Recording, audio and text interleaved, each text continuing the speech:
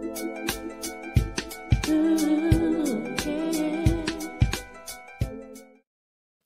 want to welcome you to Dream Chasers Radio with me, your host, Yaya Diamond. What's up, peoples? How you doing? Okay, today we have a return guest. I love return guests. I literally live for return guests because that means that, you know what? I get to follow up on what they're doing. And I'm just so excited. My next guest is Mr. Alan Scher. He is the author of Death of a Nightingale. And I'm so excited for him because he's got new stuff coming out, but we're going to be talking about his book. This is going to be amazing because we get into this really deep right now, and I'm so excited for him. Thank you so much for being on the show, Alan. How are you? I am well and looking forward to chatting to you again. I enjoyed it last time enormously. So, and really, I love your smiling face and your sparkling eyes, and it's a joy to be with you. Oh, thank you so much. Thank you so much. The joy is mine. So, okay, so let's get into this. I absolutely love The Death of the Nightingale the last time that we got together. And I wanted to get into it a little bit more today. So tell me more about it. I mean, okay, so I have some notes here. I have some notes I want to do. You're going to explain to me the 1,000 years of God have been exclusive, empowering kings, queens, tribal chiefs. I need to know all this because this is like I want to explain. Although it's a play, it's all about the attempt to close a special school for kids with physical disabilities and learning difficulties. Right. But apart from the play about that, there is a subplot in the play, and as far as I was concerned, the subplot is quite important because it took a subject which I feel very strongly about and think it's got some relevance to the way we live our lives today. It's a religious, spiritual dimension, and I've often felt a lot about how I approach God, if you like. I've also problem approaching God. I'm one of those people who find it very difficult to pray. I once shared this with a very religious Christian cleric, a Reverend Dr. Nathaniel Micklem. I've never forgotten his name. And he said to me, when you find it difficult to pray, just go out and see nature. And that's when you will sense God. And I mean, I follow the Attenborough programs a lot. And whenever I watch the Attenborough programs, I think, well, I can't believe all this began with a big bang. I just think there's a creator. And the other thing that I've often been inspired by is a comment by a lady called Rosemary Harthill. She was the BBC correspondent, religious correspondent. And she gave an analogy which I enormously liked. And she said, well, imagine you're in front of a mountain, a very tall mountain.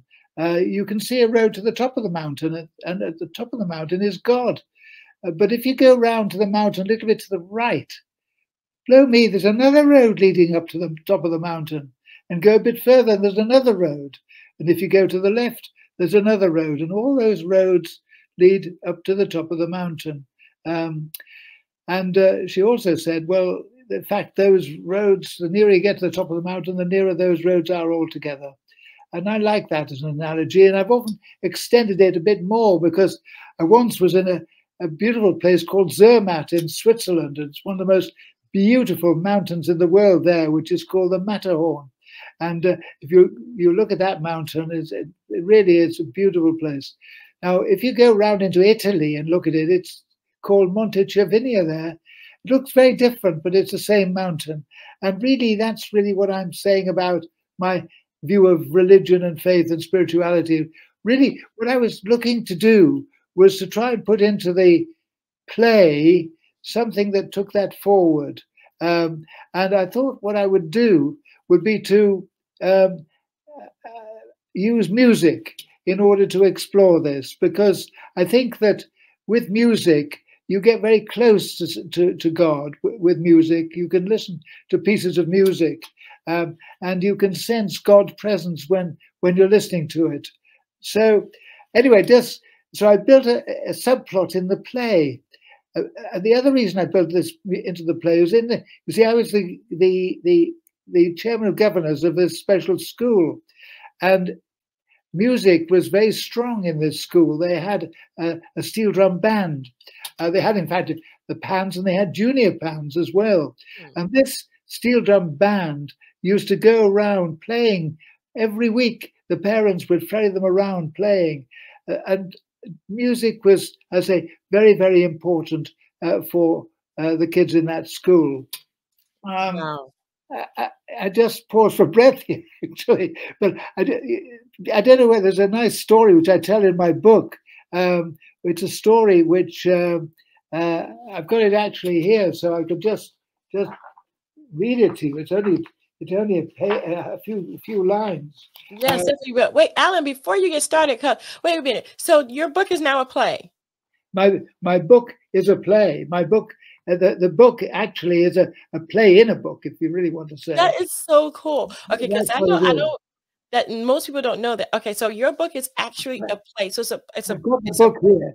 You see, you've got a play in it, but it's also got my blog in it, and it's also got notes and quotes in it, and it's got my philosophy in it. So it's more than just a play. Oh my gosh! And what I've done, this book was produced about 10 years ago.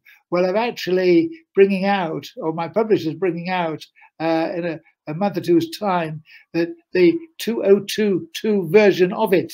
So it's going to emerge with a little update in it as well.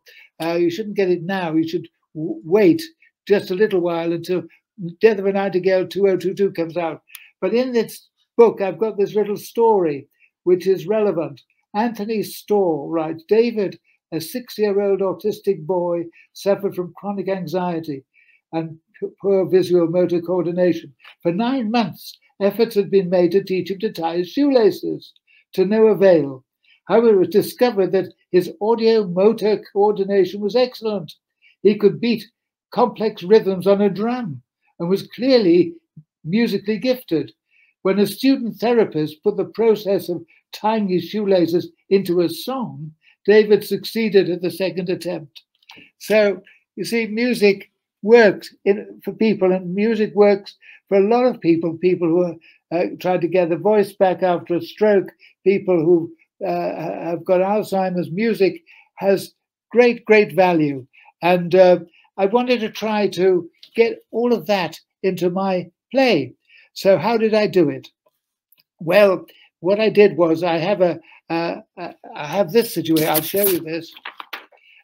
This is my lovely Thea Babalola, and she's now a friend of mine, actually. She's a lovely lady. Now, she was, in fact, the music teacher in the play. And what the words I give her to say are these. I'm talking about the spiritual side of music.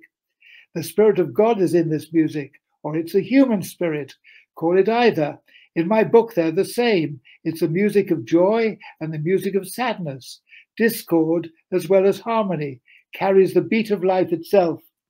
And then I say music, the great thing about music is that it has no boundaries. And of course, I then find people who can reflect that. And there's the Ladysmith Black Mambazo. They sing the song, Music Has No Boundaries. And what I do is I get this music teacher to play pieces of music. I get there's Paul Robeson singing spirituals. There's Handel's Messiah. The Tibetan monks. They all have music which has a spiritual content to it. Now, of course, the problem in the play is that in the school class, there's young Terry. Now, young Terry, you see, is an atheist. And when the teacher says, I talk to my God every morning, she says, you're bonkers. And it's quite provocative. And so there's a bit of a conflict going on between her and the teacher, because he doesn't go with this. He doesn't think God exists at all. Now, the other problem is that Terry's got a father. And the father, he's also an atheist. And he's very angry about public money being spent on this teacher um, coming out with all our evangelical ideas, you see. So there's a confrontation between Terry's father and the head teacher at the school, where Terry's father is saying, for God's sake, shut her mouth or shut her up or get rid of her. And the head teacher has the problem of trying to tame his aggression. And it's an interesting argument, but it's an important argument, how religion should be discussed in schools, so that how it works out. Well, that's really, but should leave you to read how it works out. But I'll tell you how it works out. What the head teacher, is a wise one. The head teacher says, "Look here, there's absolutely no danger of Emma, the music teacher, changing your son's opinion. But it's good for him to have an argument. If she isn't there, the one person who will lose out is your son. So just please allow her to continue." Mm-hmm. And that's how it ends. You see, and as I say, I think it's a nice dialogue. It's an interesting theme, and I enjoyed putting it all together into the play. And it's an extra. It just takes everybody's mind off the other things that are being talked about at the same time. So, but I come back to the fact, which is one of the main themes that I have in my thoughts about education, is that not everybody, when they go to school, has the time for music, because a lot of people are given a curriculum that's to give them a route to university, because people. The general feeling is everybody's got to have an opportunity to go to university, but a lot of people aren't going to go to university.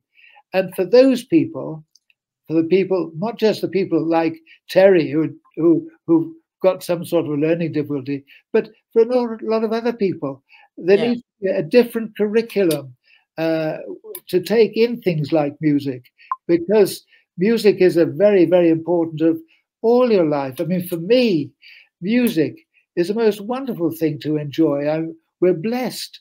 We live in the northeast of England, and when I was young, there was an orchestra playing in a very poor orchestra hall, and then not long ago, the council in Gateshead invited one of the leading architects in the country to put a musical auditorium in the northeast.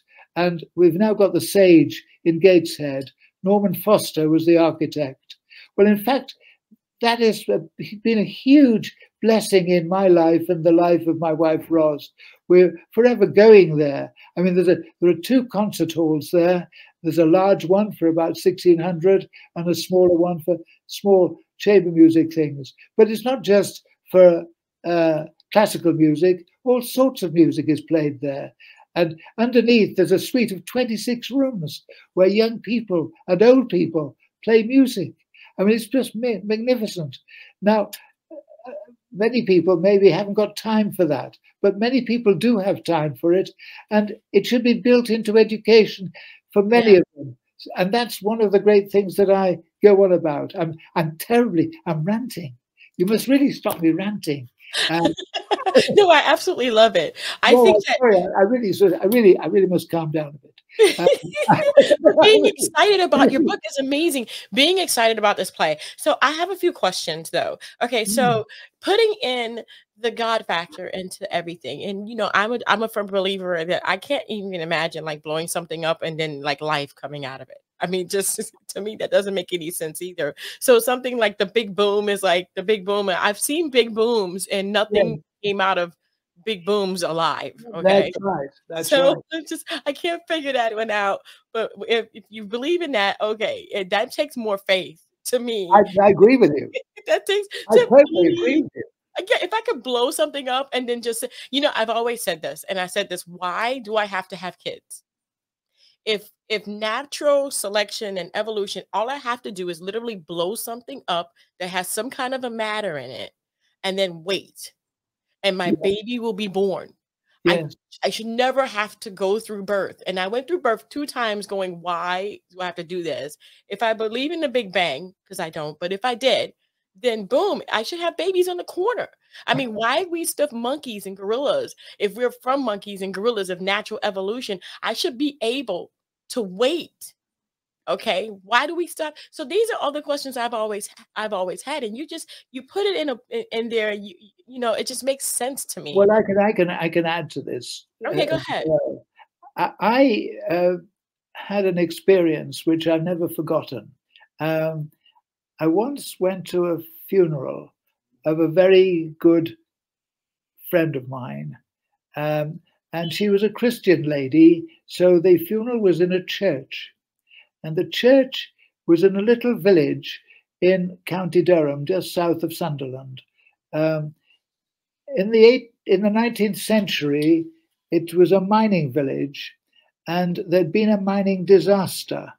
Um, and I've got this is my page in my book relating to this. Mm, In this mining disaster, 164 men and boys died. mm, And when they came to recover the bodies, they found that one of them, called Cole, had actually written on the wall of the mine this: "Bless the Lord, we've had a jolly prayer meeting. Every man ready for glory, praise the Lord." And I thought, well, if Richard Dawkins had been there, I don't think he'd have been very much help. But mm, it was obvious that believing in God had been helpful to all those miners at that time. And, mhm. and that to me is the meaning and value of faith, that if you have it, it can be of enormous value at the key times in your life: birth, marriage, and death. Mhm. And if you haven't got it, there's a void. So that's my take on it. Now, I know I've got very good friends who don't take that view. They think, no, no, because you can't really get close to God or define God, that he doesn't exist. Well, I don't think you can. I think I know an awful lot of scientists are desperately trying to analyze out and trying to find God. I don't think God is an arithmetical algebraical formula. I think Yeah, there's something very much, the word infinite is the thing that covers it to me. That you can't possibly, that's why prayers for me is very difficult. But I think, nevertheless, there is something there that we're not given to understand.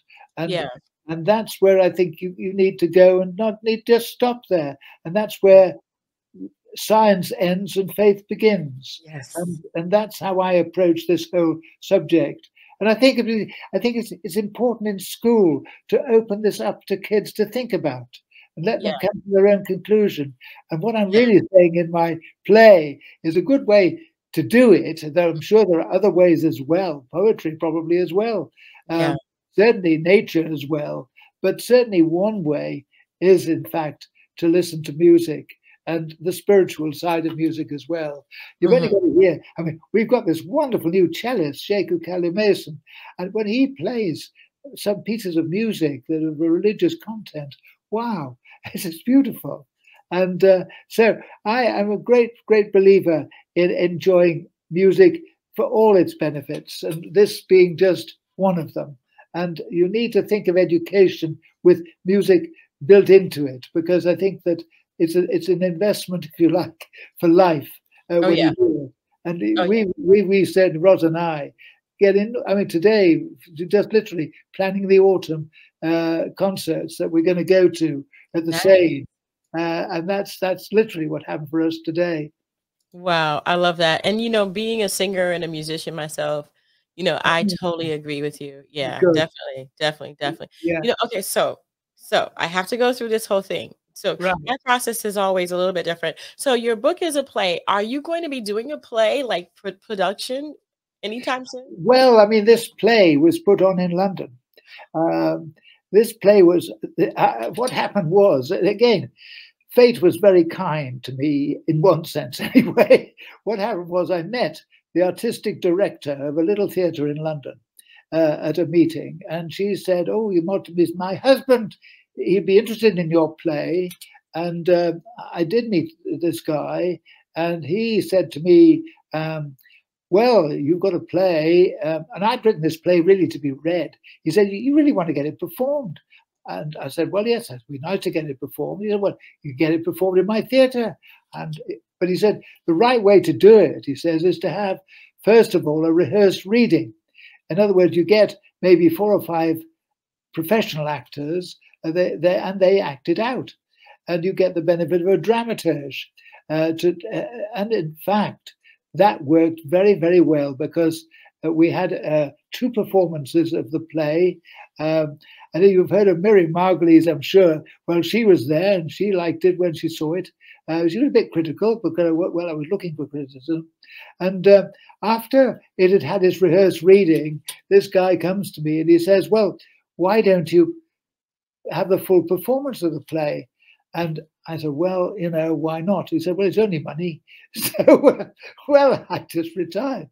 And so I got a little bit of spare cash, and I funded this play at his little theatre. And then we had it on for a month. And I got a professional director to it. Now, when this director came on the scene, the first thing that happened was he horrified me, because he said, "I'm going to cut out a third of it." And I thought, my God, that's sacrilege. But he said, but he was right, because it didn't all need to be acted out. It could be narrative. And in fact, people have been bored stiff if they had to sit through a longer play than it needed to be. So he was very, very good. And we got some really good actors. And the other thing that I said was that I wanted kids with special needs to act in the play. And we found a local school for kids with learning difficulties.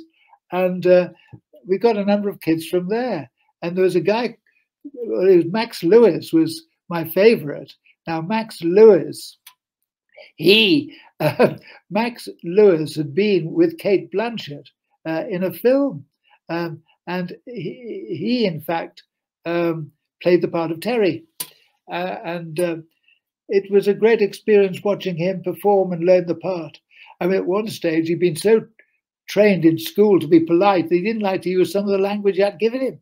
I'm not quite sure whether it was going to come out on the day, but it did. And he was absolutely brilliant in the part.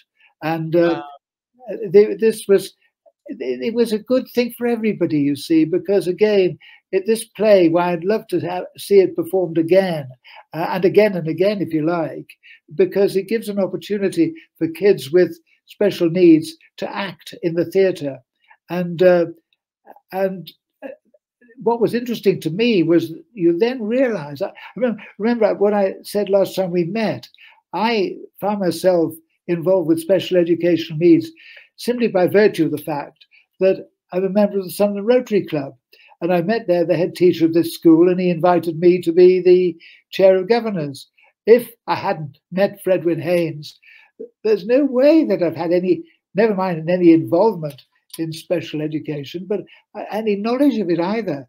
But what I came to discover was the enormous variety of different special needs. And I think this is one of the things that concerns me, because a lot of people like to be clever for other people and think, oh, well, wouldn't it be nice if we were all educated mainstream, without any understanding of the variety and difference of special needs that have to be catered for. Yeah. And some are emotional, some are physical. They're all over the place. And that's why, again, for me, this was a journey of discovery, as was really the rest of my life. It's why my autobiography, which is coming out soon, which is My England, is interesting, because I think I may have said to you last time, the strange thing about my life is that absolutely nothing went according to plan. Nothing came out as I expected it to come out. And this being one bit of it, just one teeny bit of it, if you like. But that's what made my life worth living for me and for my wife as well, because she never ceases to be surprised, certainly by all of this that's going on with me and you. I mean, that really shakes her to the core. And but we have good times of it, and we have good times generally, and that's what it's all about. Oh, That, here I am, 89 years of age, and bang, wow. I want like this. I mean, it's crazy. Who'd have thought?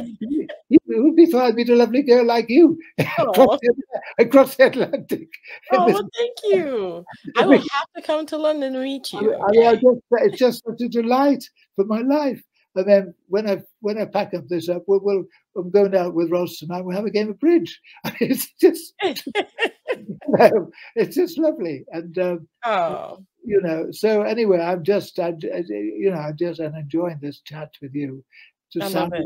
like this, ranting away. Wow. It's What? okay. I love ranting.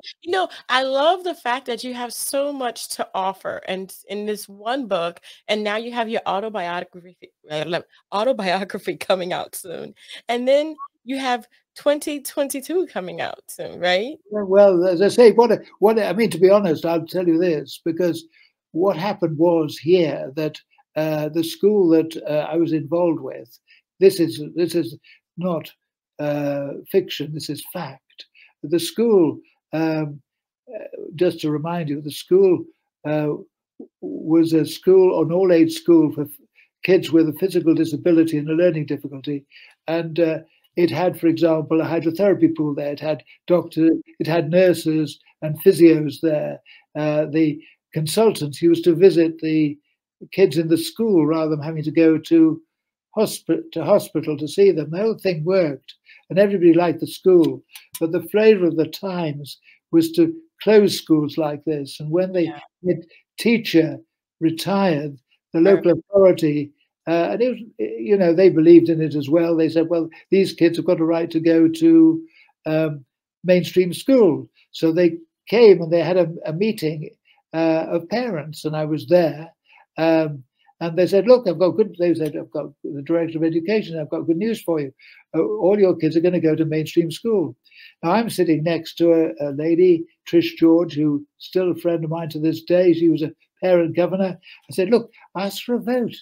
So she asked for a vote, and not one single hand went up in favor of the school being closed and the kids going to mainstream. That didn't stop the local authority wanting to bring it about. And so there was a gigantic campaign. And that, of course, is what I tell the story in my England of that, the story of that campaign. And well, it looked as though we had won because the minister turned down the proposal to close the school. And Mm. when I uh, when I left the school, when I stopped being a governor, the school was there. Now, the new book brings the story up to date. And the story up to date is this, that although the parents lost the battle, they won the battle, they lost the war. Mm. Because the school is there today, and that is a blessing because it could have been a building site. But the fact is that it's now a different school altogether. Now, I don't criticize that because it's needed. So it's now a school for kids on what's called the autistic spectrum, Mm. serious learning difficulties. And it's for I think it's from 11 to 19 or something like that. And I'm told on the grapevine that they don't now need the hydrotherapy pool. Well, it's a different sort of school, and it means that the kids that used to go there, that same sort of kid, is now in mainstream. And I fear for some of them it'll be fine for, they'll manage, but a lot of them will get bullied, and a Yeah. lot of them will be on the wrong curriculum. That'll give them a chance to go to university, which a few may want, but many will not want. But Yeah. that is the danger of doing what they've done simply by following, frankly, a word. Yeah. Inclusion. Some people get a word like that in their brains. They think, "Oh, inclusion is right for everybody." Well, it's right for some, but it's not right for everybody. And there's much, you know, there's much more variety in the world than Yeah. people allow for. I think it's one of the great weaknesses. The other weakness is that people tend to think that what's right for them is right for everybody else. And what I try to flag up is the fact that that's a bit arrogant, to think that what's right for you is right for everybody else. And but people do that repeatedly. It's, you know, Yeah. they do with bicycles. They really do. I mean, they think that because cycling is right for them, it's right for everybody, and save the planet on a bicycle. Well, it's good luck to them, but it's not right for me. I can tell you, it was I hear once you. maybe, but not today. I know what would happen if I got on a bike today. I wouldn't Oh stay. my gosh. Well, you I- can have somebody, like, ride you, like, so it'll be like a seat in the back, you'll yeah, just sit back yeah, there and somebody else will do the yeah. pedaling for you. I mean, wow, wow, and I remember you told me about the school and how it kinda changed out and they lost that war, Yeah. um, and unfortunately, that happens a lot. It just and I wish it didn't happen like that. I wish that they would actually there's so many buildings in the world that you can use for different things that are vacant for so many years. And so, I mean, they didn't really need to do that. I think they just lost their funding or they I wanted to think do there are it. some people, the trouble is there's some people who think they're being helpful, Yeah. and they're not. They think they know best, and then they don't know best. And a lot of young people think they know more than they do know. I mean, it's one of the reasons why I've written My England, is because there's a lot of there's a lot of extra things that you learn as you go on through life. And for me, it's been continuous. I mean, just keep learning things now that I never knew before. And Yeah. I think that people, when they're young, you think. I mean, I know because I was young a long time ago, and I was political. I was very political when I was young, and you know, I don't think I understand the power. This is the problem with life today: is understanding how power is obtained, how people use it, how people, once they've got it, they don't like to lose it, and this sort of thing. This is another big subject, and I don't want to talk about that now. I hear you. I hear you.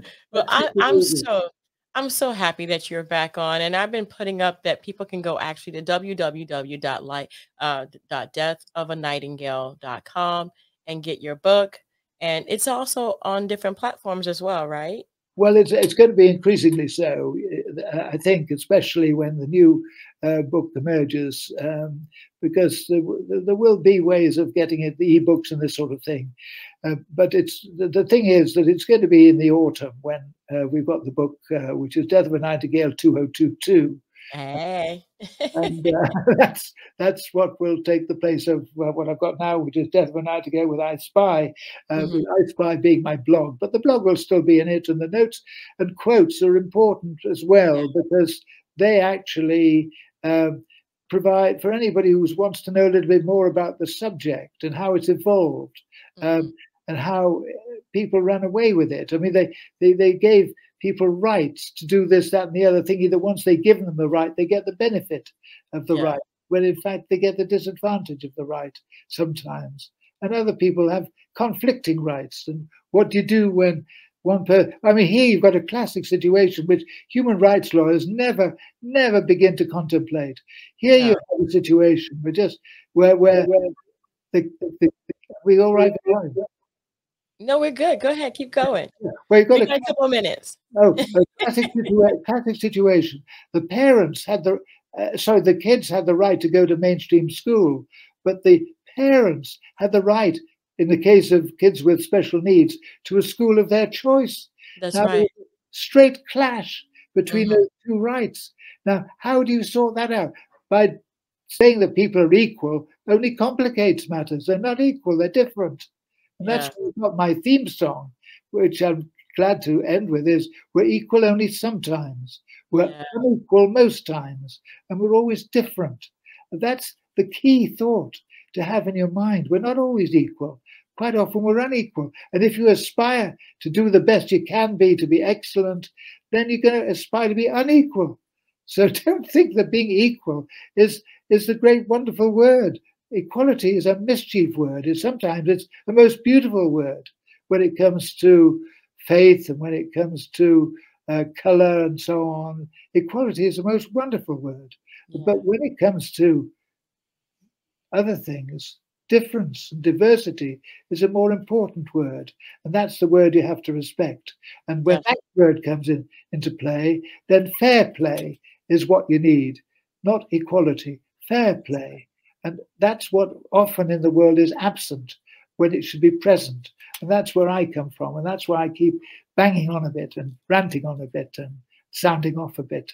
But it's so important. So important. I want to thank you. Thank you so much, Alan, for being on the show. Ladies and gentlemen, Alan Scher has his book, www.deathofanightingale.com. Go ahead and check that out for yourself. And don't forget to be waiting for the autobiography and the 2.0.22, right? 2022. I like that. I like that a lot. Very, very much. I've enjoyed the last hour or so with you. And I've enjoyed it as well. Thank you so much, Alan. You have got to come back on, especially for 2.2022. I get it mixed up because of 2022, right? I look forward to that as well. All right. And also your autobiography. Thank you so much. And thank you guys so much. The information for Alan's book will be in the description box below. It's deathofanightingale.com. So go ahead and click on that, or go ahead and go to that and check out the book for yourself. If you're looking and you're an activist, or you want to get this in your school or something like that, just go ahead and go down to deathofanightingale.com and I guess send a request. I mean, this book should be in every place where, you have children that are different. And I mean, I don't think we're all the same anyway. I think we all are different. And that's what makes the world go round. I want to thank you guys so much for tuning in. And don't forget to dare to be different. Until next time, guys. Bye.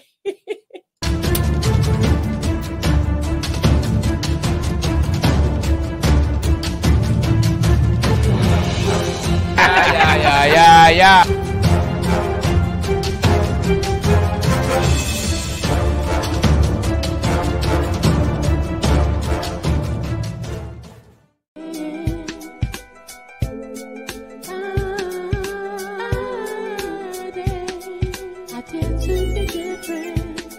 I